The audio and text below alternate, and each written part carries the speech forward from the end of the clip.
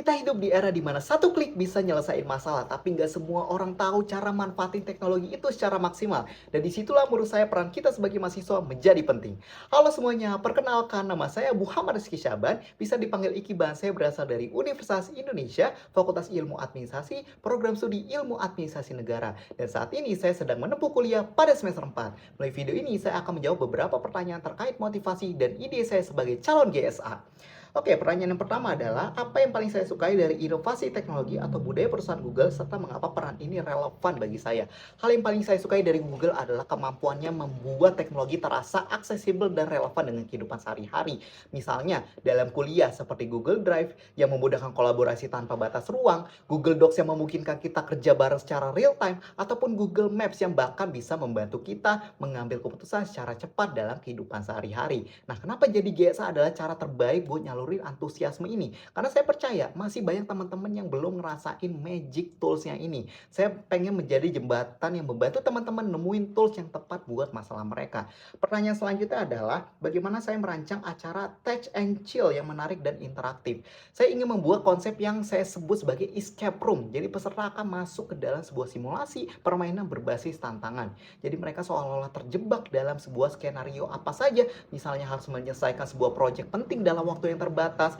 Jadi untuk keluar dari tantangan tersebut, mereka harus memecahkan beberapa misi menggunakan tools dari Google. Misalnya menyusun ide dari Google Docs, mengatur timeline dari Google Calendar. Jadi setiap challenge itu dirancang seperti puzzle yang saling terhubung. Jadi mereka harus benar-benar berpikir, berkolaborasi, sama eksplorasi fitur yang ada. Jadi di akhir sesinya akan ada refleksi santai tentang apa yang mereka pelajari dan bagaimana teknologi itu bisa langsung mereka terapkan di kehidupan sehari-hari. Jadi menurut saya pengalaman seperti ini akan jauh lebih membekas karena peserta itu merasakan langsung manfaat teknologinya.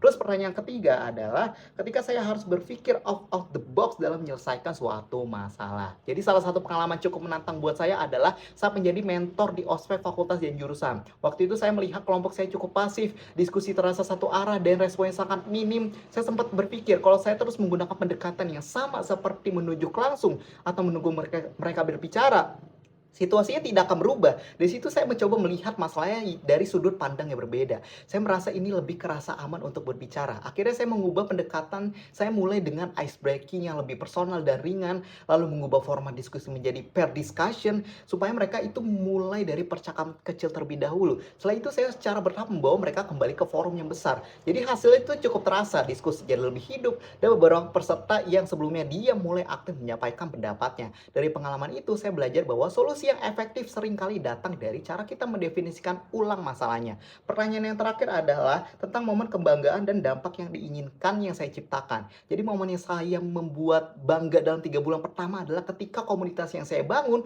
mulai berjalan dengan sendirinya. Saya ingin membangun sebuah wadah, baik itu diskusi ataupun forum di mana mahasiswa itu bisa saling bertanya dan berbagi insight dan bertukar pengalaman dalam menggunakan teknologi Google. Momen yang saya tunggu adalah ketika interaksi itu terjadi secara natural. Misalnya ada yang bertanya, lalu langsung direspon oleh anggota lain tanpa harus saya mulai terlebih dahulu. Menurut saya itu adalah menandakan bahwa sudah terbentuk ekosistem hidup dan berkelanjutan. Dampak yang saya ingin diciptakan yang pertama adalah di dalam kampus. Saya ingin membangun budaya berbagi dan kolaborasi yang gak bergantung pada satu orang saja. Saya ingin ketika masa jabatan saya selesai nanti, komunitas ini tetap jalan dan bahkan berkembang. Yang kedua adalah dari di luar kampus. Saya ingin komunitas ini jadi jembatan antara kampus dan dunia luar. Lewat jaringan GSA ini, saya bisa mengundang pembicara eksternal, menghubungkan teman-teman dengan program magang ataupun fasilitasi kolaborasi riset dengan kampus lain dan bisa berbagi pada teman-teman di kalangan SMA.